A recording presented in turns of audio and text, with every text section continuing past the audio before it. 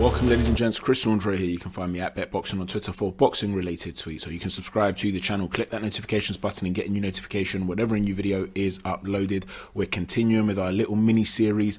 It's a Euro 2020 guide with a twist of boxing. It's where football marries boxing. If you're a fan of either sport, or even if you're just interested in a bit of history, you might actually enjoy these videos.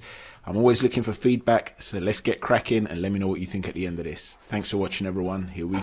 Belgium are the hot favourites, ranked #1 in the world by FIFA. They have a galaxy of stars and they will be desperate to finally get some success that the talent in this team warrants. They did have Russia in the qualifying campaign and they both won all of their games, except for the two where they faced each other, where Belgium beat Russia 3-1 at home and 4-1 away. So they really set a tone there for superiority. Denmark are one of those very underrated teams who were in the top division in the UEFA Nations League, and they were actually in England's group and finished above England. So you can't sleep on Denmark. They're a quality outfit. And then you've got Finland, who are plucky and defensively solid. Not world beaters by any stretch of the imagination, but they've done very well to get here so far. And anything from this point forth for them will be a bonus. So let's look more deeply into what each of these teams offers. We'll start off, of course, with Belgium and their star man, Kevin De Bruyne. He is capable of doing absolutely anything on the field. He can put the ball on a sixpence, he can dribble, he can strike the ball. He is a puppeteer that pulls the strings for Belgium. He is suffering with a terrible injury though. He has suffered a broken cheekbone in the final of the Champions League and he is likely to miss the opening game for Belgium. This is a particular concern because their other star, Eden Hazard, is only now returning after long bouts of injuries and so he's not at full fitness either. And that'll be a concern for them because although they've got Romelu Lukaku up front, who is a prolific goal scorer, he is the type of striker that requires and relies on service. So they'll be desperate to have these two back. In terms of the player to look out for, it's difficult to pick one in the Belgian side where you guys are going to be so aware of so many players, or a lot of their players are so famous, so to speak. So I've gone for Thomas Meunier, who is a marauding right wing back. Had Castagna been starting, I might have gone for him. In other words, it's the system that makes this position very, very important, and he is a very good runner. One of the reasons the system's so important is because a lot of their midfielders are the sort of midfielders that like to drift and roam into areas that you don't necessarily expect them to roam into, whether that's De Bruyne, whether it's Hazard, whether it's Dries Mertens. It's guys that like to get into areas where they're just bobbing around, so you need that natural width, and Thomas Meunier can provide that. In terms of the fighter that will represent them, well, I want to introduce to you, ladies and gentlemen, Karel Sis. Sis wasn't the only candidate for this discussion. There was also Cyril Delanois, who had a fantastic nickname, Tarzan. What a brilliant old school nickname that is, proper throwback. He was a European middleweight champion back in 1948, so he was a shout too, particularly as he has a victory over the fantastic Marcel Cerdan. He did lose to Sugar Ray Robinson too, so he'd been in there with some proper competition, Delanois. But ultimately I decided to go for Karel Sis, and you're about to hear why. This guy started his career at welterweight, and after winning some regional titles and so on and so forth, he eventually went up to heavyweight and became champion of Europe on 2 occasions. That's not to say he ran through weight divisions and dominated weight divisions, because he actually fell short in some of the lighter weight categories, and it was only until later on that he really came into his own. For instance, in his first 32 fights, he was beaten twice. That was predominantly at welterweight. In 1935, he challenged for the Belgian middleweight title and he lost the fight on points. Eventually, he moved up in weight again. He went to light heavyweight and he had success there. He managed to become the Belgian light heavyweight title despite failing at a lower weight category. And it's almost reminiscent in some ways, I guess. Obviously fewer weight categories to go through, but someone like Tony Bellew seemed more comfortable when he put on weight. I don't know whether Karel Sis was draining himself, or whether he just learned how to improve as a fighter, or whether his attributes just translated better against bigger guys. But more disappointment was to follow, because up until this point, the defining moment of his career came. It was a challenge against Gustav Roth, who was the European middleweight title, and there was a world title on the line as well. So he had the opportunity here to become a European and light heavyweight title holder. The fight, disappointingly for Sis, ended in a draw, and as a result, Roth retained both of his titles. I mean, that's obviously a big defining moment in the guy's career. He was then beaten by Heuser, but he moved up to heavyweight after that, and he went on a run of 6 wins. And it was at that point that he got a shot for Heinz Lazek's European heavyweight title, and Lazek won the fight on points. So again, more disappointment, falling at the final hurdle. But that disappointment wasn't to last forever. He eventually beat Luigi Mussina in an eliminator in 1943 before he faced Ollie Tandberg at the end of May. And it was for the vacant European heavyweight title. And Cez lost by unanimous decision. So more disappointment. But 6 months later, he beat Tandberg. He got revenge to become the European heavyweight title holder. And just like with the Arthur Craven story that I told you about in the first video of this mini-series, the Group A video, there's a lot more to come from the Carol Sis story. A lot of it was quite tragic, to be honest with you, but what an eventful life. Basically, it was during World War II, whereby the Nazis had occupied Belgium. And he was arrested on charges of collaboration and of felony.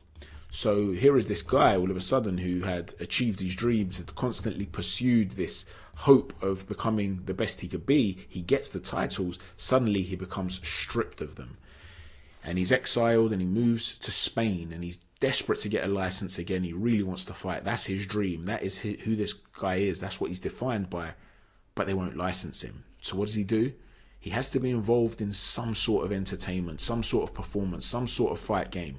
So he becomes a professional wrestler and he calls himself Van Will. Really brilliant stuff. I mean, you just, what a life story. And a few years later, he ended up going to Argentina and there he did get a license. And he fought for a couple of years there and he won 12 of the 14 fights. 2 of them were drawn. So he went on a fantastic run. And one of those draws was against the legendary Archie Moore. So what a story, right? So this guy clearly had a lot of talent. He would be obviously the sort of guy that would fall short a lot too, but he was clearly there or thereabouts. He seemed to be like a gatekeeper, and on that one night, he did enough to draw with Archie Moore. But you have to remember, this guy used to be a welterweight. And it makes it all the more impressive to consider all these things. Eventually, he was able to return home to Belgium, and he carried on his career there, and he won 7 fights. And then eventually he tried to regain his European title again, and he took another points decision. So he won it for a second time at the age of 37. He lost the title again a couple of months later. But look, the fact of the matter is, this was a guy who was always one that was overcoming obstacles in his life, always seeking the dream. He tried to win his title back, but he ended up losing again before going on an unbeaten run. But that was the end of the real highlights of his career, I guess you could say. Eventually, the final defeat at the hands of Nino Valdez, and that was that for Carol Sis. And from Carol Sis, we move to Russia. We come to Alexander Golovin. Golovin provides a real creative spark when he's on song. He can be a little bit hit and miss, and he'll need to be on form if the Russians are going to do anything in this tournament. And they'll be desperate to be providing as much surface as possible to this man here, Artem Dzyuba, a giant of a striker, just 2 goals away from becoming the Russian national team's all-time top goal scorer. He can cause havoc in the box when he's provided with some good service, and Russia are more than capable of providing width down that flank and putting in delivery after delivery. They're a very exciting team to watch. They're vulnerable at the back, in my humble opinion, but they do provide a lot of deliveries for Dzyuba to take advantage of. So you could see a lot of goals in the Russian games. Let's hope they're on song and we get to see some real entertainment. In terms of the boxer for them, it's difficult to come up with one boxer for the Russians, of course, with the whole USSR system, and you had a lot of amateurs that didn't really cross the iron curtain, so to speak. It's a difficult one to ascertain as to who deserves the mantelpiece. I've gone with Kostas Yu, but I'm more than happy to change my mind on this. Leave your comments down below if you want to make the case for another Russian fighter. He was, of course, the undisputed light welterweight champion of the world. He was also ranked number 2 pound for pound by Ring magazine at the time. So you're talking about a guy that reached the very highest level of the sport. He was eventually stripped of his titles, 2 of his titles. There were 3 titles back then to be undisputed. He was stripped for a couple of them because of inactivity following a bunch of injuries. When he then did return, he lost the IBF title to Ricky Hatton, but like I said, he was plagued with injuries. This guy was a fantastic fighter and a brilliant advert for Russia.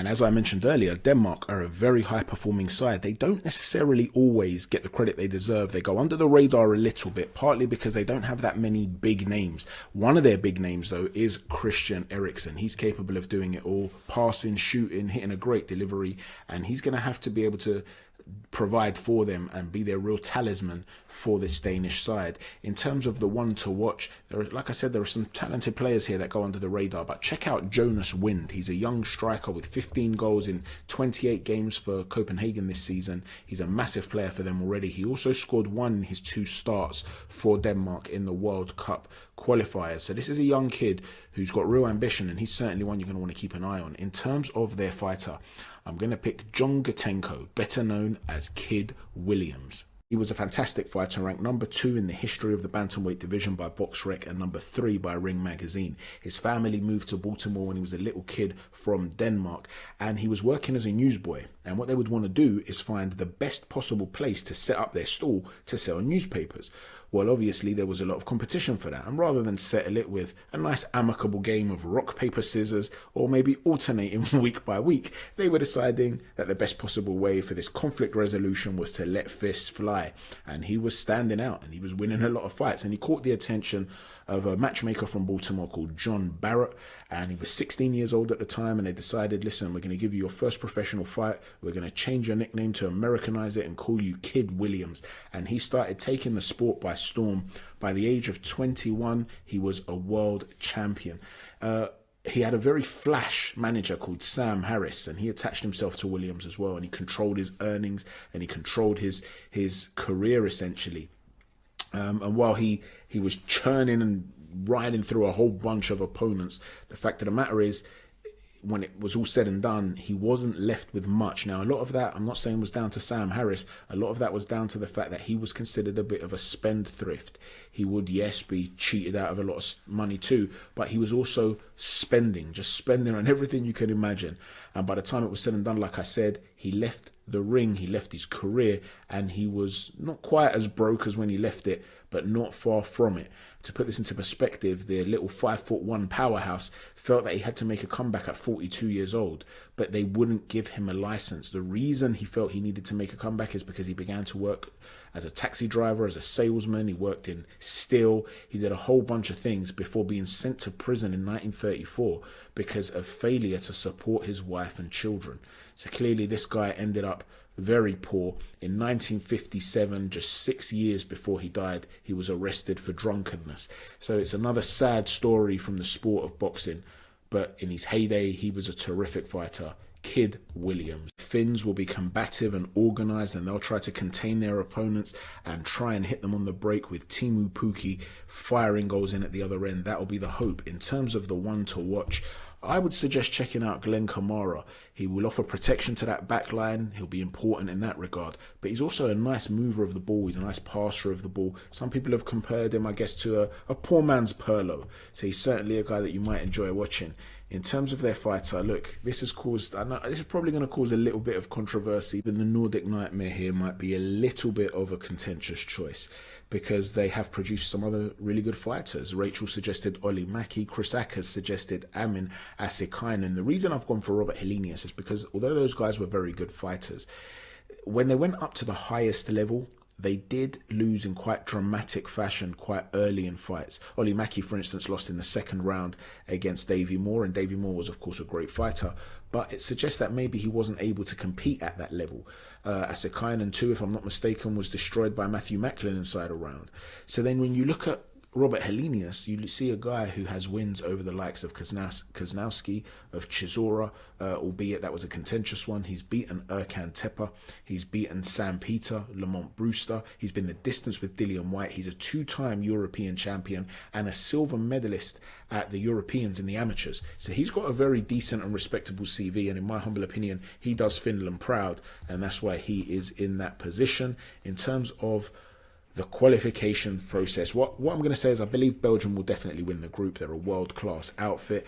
After that, it's a toss-up between Denmark and Russia, and it's a really fascinating group for me, this one, because I believe the Danes will struggle more against the Finns than the Russians will. It's a Nordic derby, and the Finns will be used to the sort of physical approach that the Danes might take. It's not going to be anything they haven't seen before. They'll be more comfortable, in my opinion, with dealing with that, as opposed to those swift transitions on the flanks that the Russians might offer.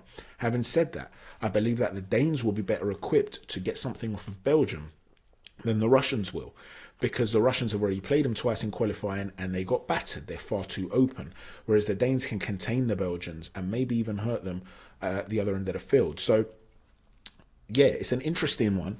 Denmark against Russia, that game is key. Whoever comes out on top of that will qualify. It can go either way. I fancy the Danes more. In terms of the fights, Kid Williams has to be there. After that, I know maybe a lot of you might think, Chris, how could you not go for Carol Sis? The guy went from welterweight to heavyweight, won regional titles and domestic titles and even a couple of European titles. And he drew with Archie Moore, which is terrific. However, I guess it depends on how you analyze it. Do you consider going through weight categories and winning relatively minor titles in comparison to winning the world titles in your own weight category? Is that more of an achievement or less than an achievement? I think that you become immortalized if you become the undisputed champion. There were 3 belts at that time to be the undisputed champion, and he won all 3. He was number 2, like I said, on the pound for pound list. So I think I'm edging Costas you. But if you feel differently, I've got no problem with hearing your side of the argument and changing my opinion on it. I'm open to it, basically. He had a terrific record, Carol Sis, as well. And, you know, I can understand if you're leaning that way. Personally, I'm going with these 2. Let me know what you think. I really appreciate everybody taking the time to watch these videos. If you're enjoying the mini-series, hit that like button, hit the subscribe button, hit that all-important notifications button, and share the videos too. If you know anybody that's into football and boxing, they might enjoy these videos. I look forward to hearing from you all. Take care. God